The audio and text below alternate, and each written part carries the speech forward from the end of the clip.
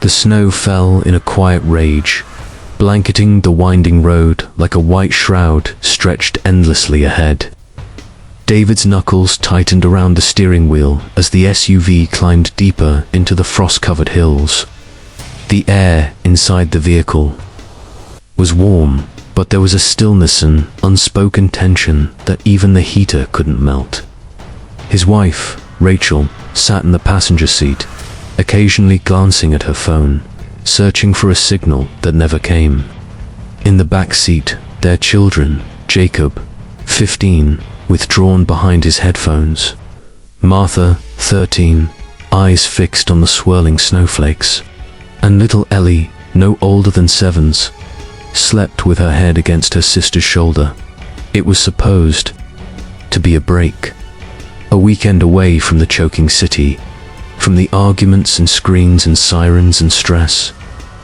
David had found the farmhouse online, a rustic getaway hidden miles away from the main road, listed as a peaceful cabin for families who need to reconnect. It looked perfect in the photos.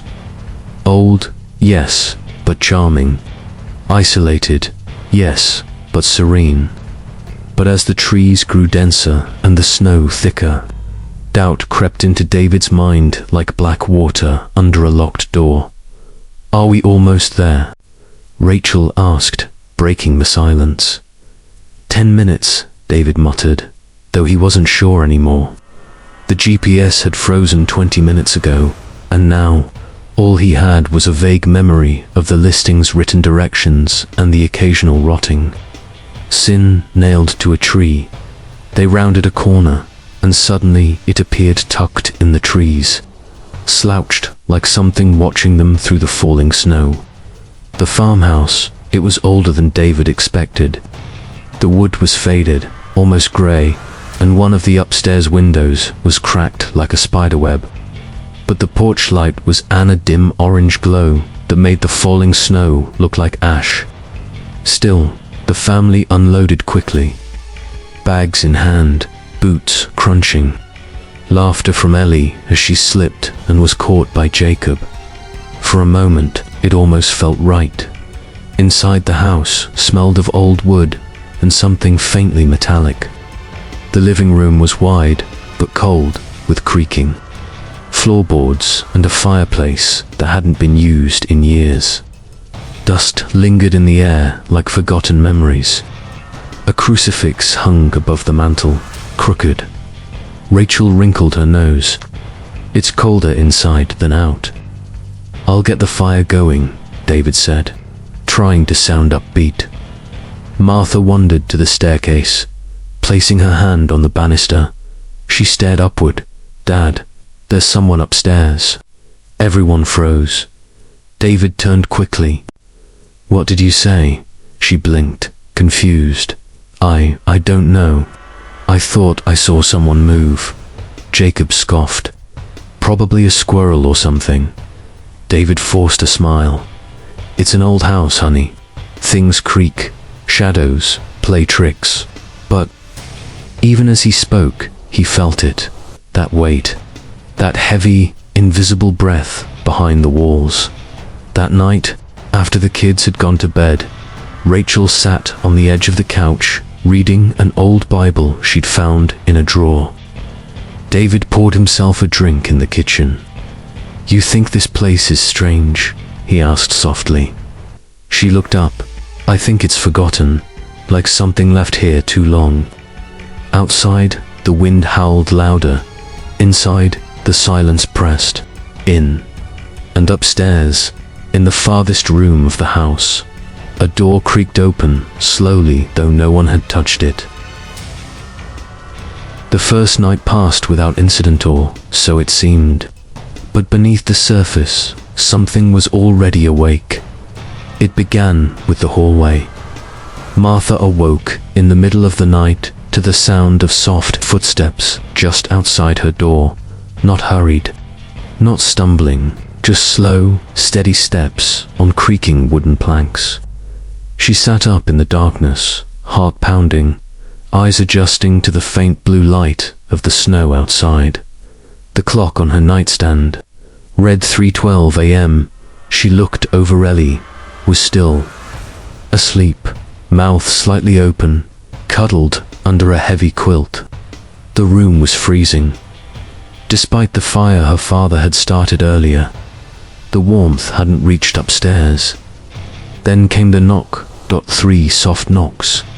Not on the door, not on the wall. Beneath her bed, Martha froze. Every instinct in her screamed not to look, but curiosity and desperate tugged at her. She leaned over the edge of her bed, slowly, heart in her throat. Nothing, just darkness and dust. Then she heard it, a whisper, so close, it was as if it came from inside her skull. "You're not supposed to be here, ... Martha screamed. Downstairs, David nearly dropped the mug in his hand as the sound tore through the house. He bolted up the stairs 2 at a time, nearly slipping on the slick wooden steps.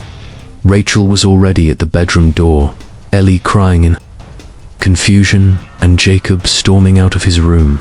Startled, Martha stood trembling beside the bed, her eyes wide with terror. "There was someone under my bed," she gasped. "I swear, someone whispered to me." David knelt beside her, checking under the bed, just shadows and old wood. "There's nothing here," he said gently, though his voice didn't sound convinced, even to himself. Jacob rolled his eyes. She probably had a nightmare.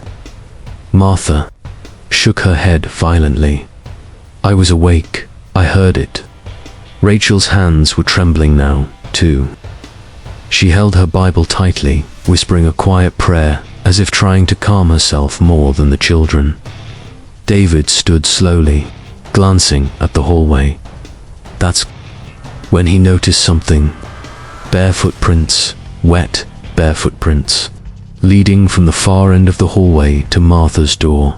The problem was, they were coming from the locked attic door at the end of the corridor, and they didn't return. Only one way. Rachel gasped when she saw them. They weren't there earlier. David muttered. "No," Rachel said, backing away. They weren't. The next morning, the farmhouse felt even colder, as if the house itself resented them for waking up alive. Jacob didn't come down for breakfast. David went upstairs to find him and knocked twice before entering. The room was empty. The bed was untouched. A note had been scratched into the frost-covered window pane from the inside. "He wanted me to see." "I saw." David's breath caught. "Jacob." He called again, louder. That's when the screaming began. Rachel's voice. From downstairs, David raced down the steps, slipping on the icy floor in his panic. She stood in the kitchen, frozen in place, pointing at the back door. The door was wide open, snow spilling in, and there just beyond the threshold were fresh footprints leading into the woods, barefoot. David ran outside without thinking. The wind cut through his coat like knives. He followed the prints across the frozen yard, past the rusted swing set, through the brittle trees, but the prints just stopped in the middle of the clearing, surrounded by nothing but white dot, as if Jacob had vanished into the snow back at the house. Rachel was praying louder now, her voice breaking as she clutched the Bible to her chest. Martha sat on the couch, staring blankly at the fire. Ellie, confused and scared, curled up with a blanket and a stuffed animal she hadn't brought with her. Rachel noticed. "Where did you get that, sweetie?" Ellie looked up. "She gave it to me." Rachel stiffened. "Who?" Ellie pointed to the dark hallway. "The woman who walks at night."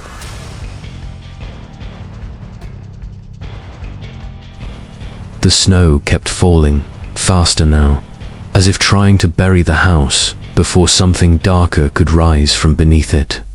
By noon, the sky was a flat sheet of grey, and visibility outside had dropped to a blur of white noise.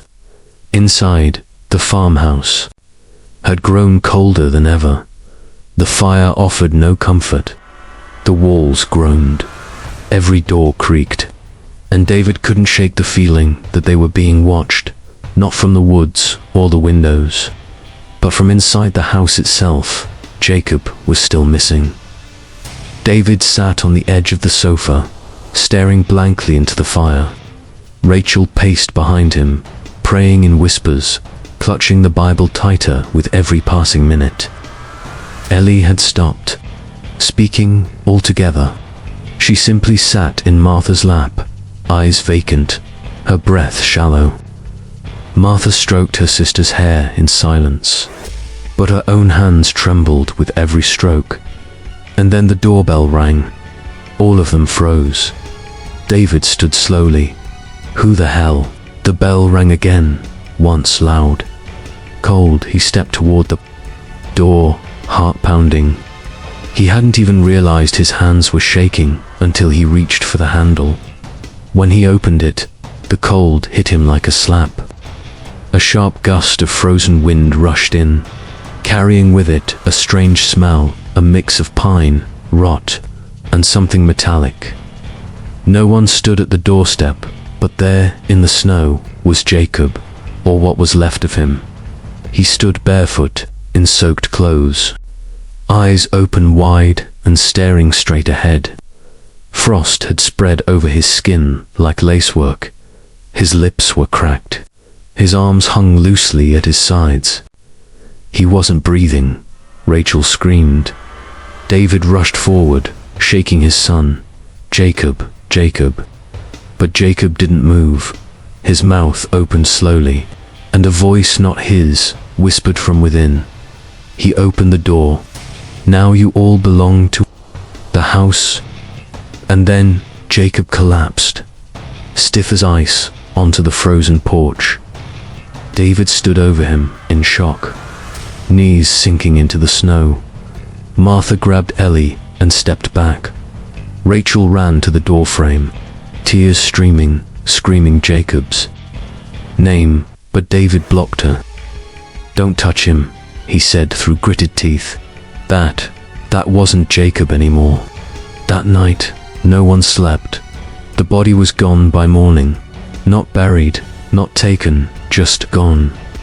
David had left it on the porch, covered in a thick wool blanket, unable to bring himself to drag his son's frozen corpse inside.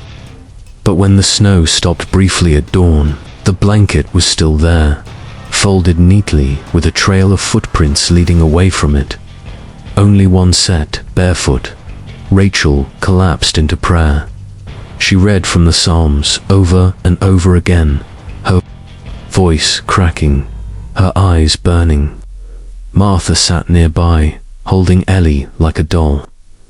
The little girl hadn't said a word since pointing to the hallway, and her skin now felt cold, too cold, like the warmth inside her was slowly fading. David stood in the kitchen, staring at the old wooden ceiling, listening. There it was again. The whisper, it didn't say words this time, just low, vibrating. Tones like a woman humming beneath the floorboards. He looked down. The humming stopped. And then, footsteps above him, upstairs. In the master bedroom, Rachel was alone. She had lit 3 candles and placed the Bible in her lap, whispering a quiet prayer to God for strength, for protection, for salvation. The flame flickered strangely. A cold breeze brushed her cheek. Then the whisper returned, clearer this time, and horrifyingly intimate. Leave the book, and I'll give you your son back. Rachel looked up. The candles went out. A hand, small, childlike, reached out from beneath the bed and touched her foot. She didn't scream. She simply looked down and whispered, Jacob. There was no answer, just a slow pull, as if something invisible had grabbed her ankle. And then the room was empty. Downstairs, the lights flickered. Martha looked up. Where's Mum? David dropped the log he was holding. A scream echoed from above. Not loud, not long, just one sharp cry, and silence. rushed up the stairs, but the master bedroom door had vanished. It was now just a solid wall. David stood frozen before the wall that should have been a door. He touched it. The wood was solid, smooth, completely seamless. No hinges, no knob. Just a flat surface where, moments ago, he'd watched Rachel walk inside. His breath quickened. "Rachel," he called, pounding on the wall. "Rachel." No answer, not even an echo. He slammed his fist against it again, harder this time, then turned to Martha, who stood behind him, eyes wide with disbelief. "It was a room, right?" he asked. "You saw it too?" Martha nodded slowly. "It was the master bedroom, but it was gone, erased like chalk under falling snow." Suddenly, from behind them, a noisy, high-pitched giggle.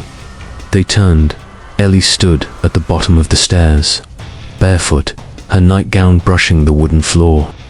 She looked up at them with eyes that were too wide, too blank. "Mummy's not coming back," she said softly. She broke the rule. David rushed down the stairs, heart pounding. "Ellie, come here." But she didn't move. Instead, she tilted her head slowly to the side. She took the book with her. "The woman doesn't like the book. She said she'll keep her." David knelt in front of her. "Ellie, who said that?" "What woman?" "The one that whispers in the cold," Ellie replied, almost dreamlike. "She lives under the snow. She's angry we're here." Behind them, Martha descended the steps, tears running down her cheeks. "Dad, she's not okay." David turned and saw what Martha meant. Ellie's breath, visible in the warm room, came out in slow, steady clouds, as if she was standing in the dead of winter. Her lips were blue. Her eyes never blinked. She said she needs one more. Ellie whispered, "Just one." The hours that followed were quiet, suffocating. David tried to call for help again. No signal, no power.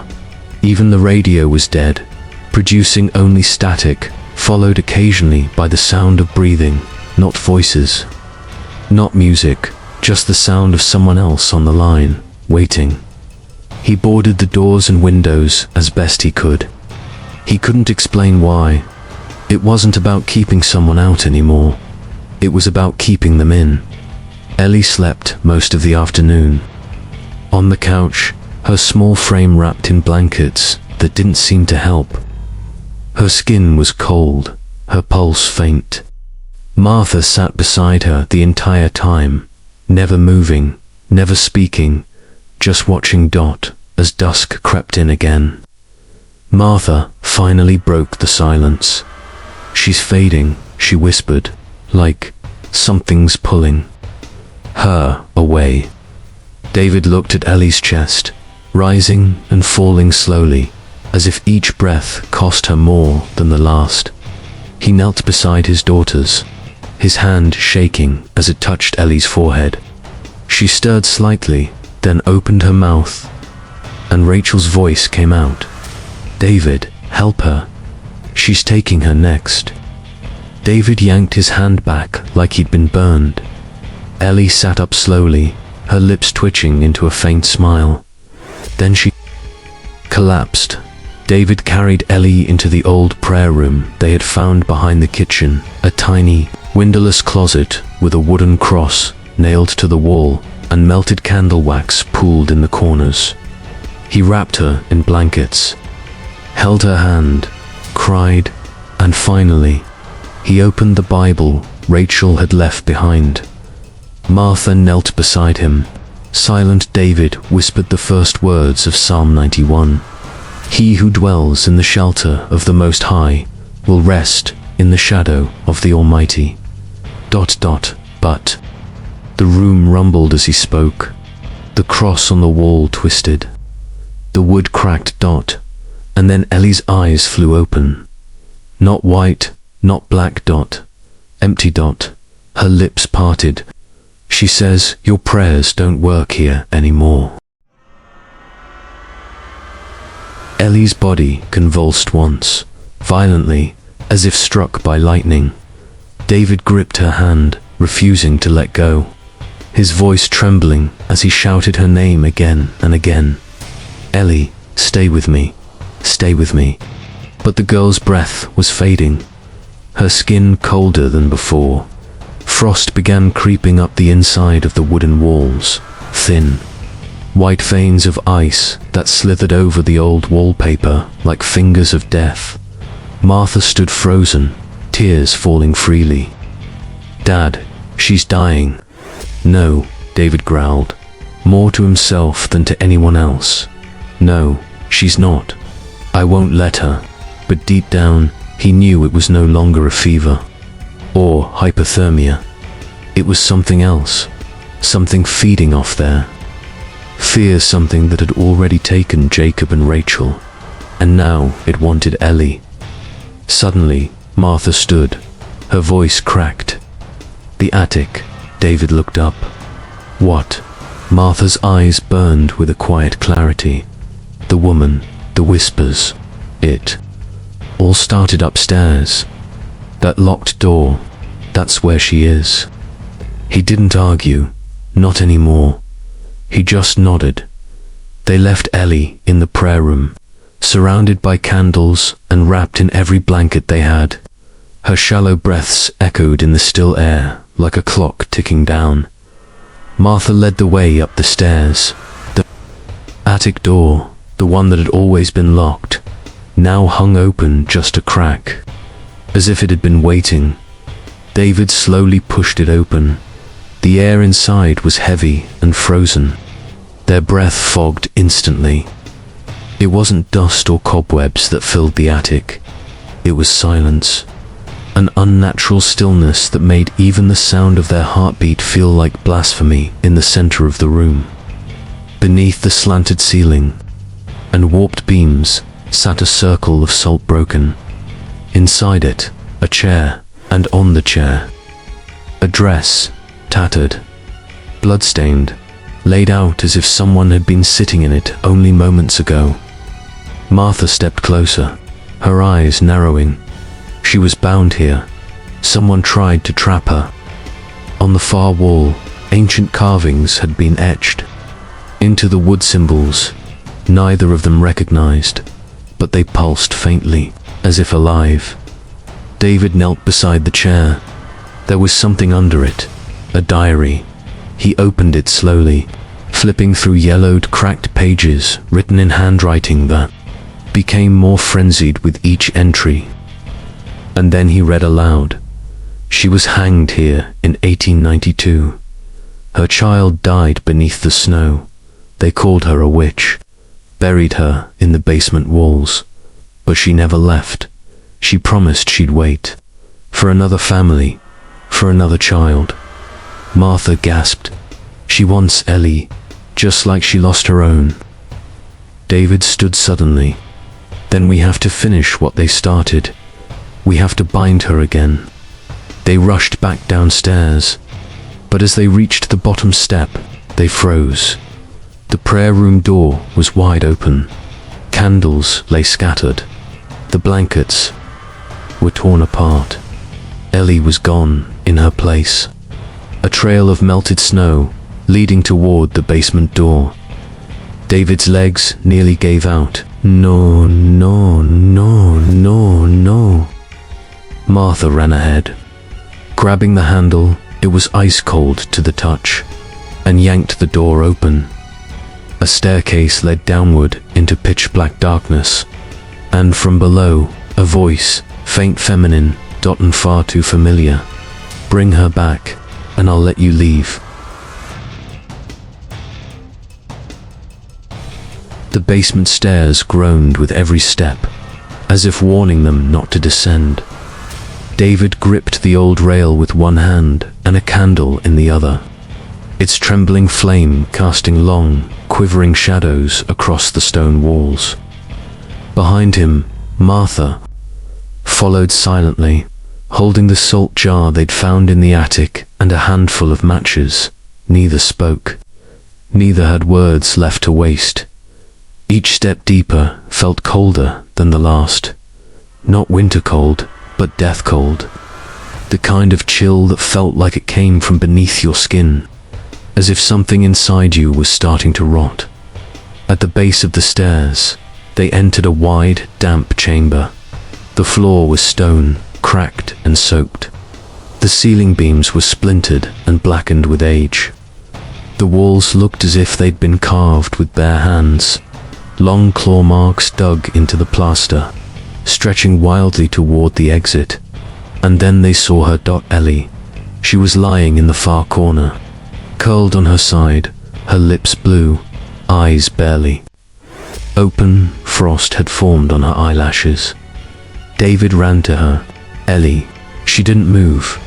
He dropped to his knees, scooping her up into his arms, cradling her against his chest. Her body was cold. Not just cool, but bone deep, freezing like she'd been pulled into another world. Then came the sound, a long, dragging breath. From behind them, Martha turned, candlelight flickering against the stones. And there, in the darkness, she saw her, the woman. She stepped forward from the far wall like smoke taking shape. Her dress was blackened with rot. Her skin was pale, peeling. Her eyes were hollow and dripping.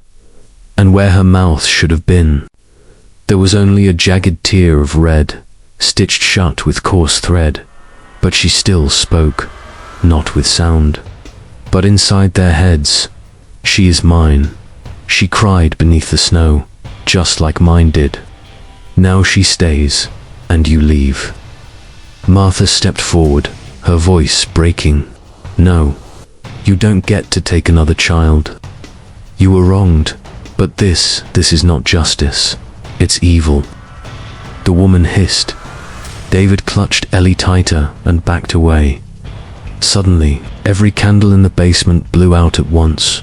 Darkness, utter, suffocating black dot. And then a shriek. A piercing, soul-wrenching scream that shook the floorboards above. The woman lunged forward. Martha fumbled with the salt, her fingers slipping as she spilled a line between the entity and them. The woman stopped. She couldn't cross it. Martha dropped to her knees and began drawing the same symbols they saw in the attic over and over in salt, circling the figure in the dark. She recited verses her mother once whispered to her in fear. Long ago, David joined her, still holding Ellie, Psalm 23. Then Psalm 91, he shall cover thee with his feathers, and under his wings shalt thou trust. The walls shook. The woman screamed again, this time not in fury, but in pain. The symbols glowed faintly. Her form began to waver, to dissolve. She let out one final cry, not terrifying this time, but sorrowful, like the weeping of a mother who had already died 1,000 deaths. Then she vanished. Silence returned. Ellie gasped, one shallow breath, then another. Her lips lost their blue. Her chest began to rise and fall again, slowly but steadily. David collapsed against the wall, cradling her, whispering thank you over and over again. Martha dropped the salt. The jar shattered. They had one, but the house still stood, and outside the snow kept falling. They didn't speak as they carried Ellie upstairs. The air felt different now, thinner, drier, as though the evil had been burned out of it. Yet the house groaned with each footfall, its old bones still restless, still alive. David felt it in his gut. It wasn't over. Not yet. He laid Ellie on the living room couch, wrapping her in thick blankets. Her eyes fluttered, then opened. She blinked at the dim candlelight and whispered, "Is the woman gone?" David knelt beside her. "She's gone, sweetheart. We're safe now." But even as he said the words, his hands trembled. Martha sat across the room, her eyes locked on the window. The snow outside was still falling, but slower now, not angry, just endless. She stared at the frost, collecting along the corners of the glass, where a small handprint had formed. From the inside, she stood slowly. "Dad," David turned. The basement door creaked open by itself. He jumped to his feet, shielding Ellie instinctively. "Martha, don't." But she was already walking toward it. Her voice was soft. "She's not gone." David's heart sank. "What are you talking about?" Martha's fingers traced the edge of the doorframe. "We didn't break the curse. We only distracted it, delayed it. Someone still has to stay." David's face turned pale. No, we finished it. We completed the circle. We said the prayers, the original ritual," Martha said, eyes distant. "It wasn't to banish her. It was to bind her, to hold her here. And it needed something living. A life, a sacrifice." David shook his head violently. "No, we're not giving her anyone else. We've lost too much." Martha looked back at Ellie. The little girl had fallen asleep again, breathing slowly. Her cheeks were pink now. Warmth had returned to her. Martha smiled gently. "She chose me." David stepped forward, eyes wide. No, Martha. Listen to me." But she was already moving. Calm, quiet, like it was the only path she had ever known. "Martha, please," he whispered. "I can't lose you two." She paused in the doorway, one hand on the knob. "You won't," she said softly. "You'll carry me, in her, in you. In the prayers you'll say when this is over." A tear fell down her cheek. David broke. "Please, I'm begging you, don't go down there." She looked at him one last time and smiled, then closed the door behind her. He ran to it, pounding with his fists, screaming her name. But this time, the door didn't vanish. It simply locked from the inside. The temperature dropped instantly. David dropped to his knees, sobbing fists against the floor. He screamed until his voice cracked, until the wind outside drowned him out. And then, stillness from behind the door. He heard her voice one last time, not crying, not afraid, just calm. "Tell her I love her." That night, the snow began to fade. By dawn, it stopped entirely. The sun broke through the clouds for the first time in days, casting gold light across the trees. The house no longer whispered. The floorboards no longer creaked. And the woman, the one beneath the snow, was gone because someone else had taken her place.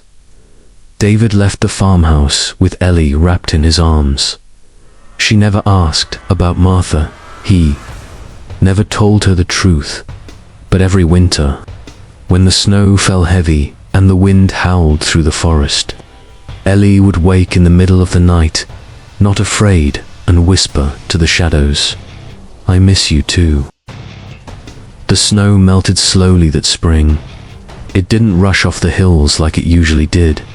It lingered, stubborn and silent, as if reluctant to let go of what it had seen, as if it remembered the screams, the whispers, the cold that came from something deeper than winter. David never went back to the farmhouse. He never told anyone where it was. He deleted the listing, burned the directions, and erased the GPS history from every device. The only things he brought back were a worn Bible. And his youngest daughter, Ellie, recovered, physically. But there was a silence in her now, a depth behind her young eyes that David couldn't understand, even as he saw it grow over the years. She never remembered the worst parts, or at least, she never said them aloud. What she did remember was Martha. And some nights, David would hear her talking to her in her sleep. Not scared, not restless, just whispering like sisters who had stayed up past bedtime. David never interrupted. He never could. He and Ellie moved across the country, a small house, quiet town, new names, new life, but the cold always found its way back through dreams, through memories, through that emptiness in the winter wind. Sometimes David would wake in the early hours of morning, sweat on his skin despite the snow outside, and feel it again, the weight of the farmhouse pressing on his chest, the sound of footsteps just beyond the wall, the voice of his daughter saying goodbye through a locked door, and he'd remember what it felt like to lose a piece of his soul, just to save the rest. Years passed. Ellie grew older. She never spoke of that winter, not directly, but every year on the anniversary of the day they left, she would light 3 candles and place them on the WINDOWSILL. 1 for Jacob, 1 for Rachel, and 1 for Martha. When David asked her once why she did it, she replied without looking up, "Because I'm not the only one who made it out." In the quiet of that new home, where snow still fell but didn't bite, and silence no longer whispered back, David finally understood. The evil was gone, but the echo remained, and perhaps it always would.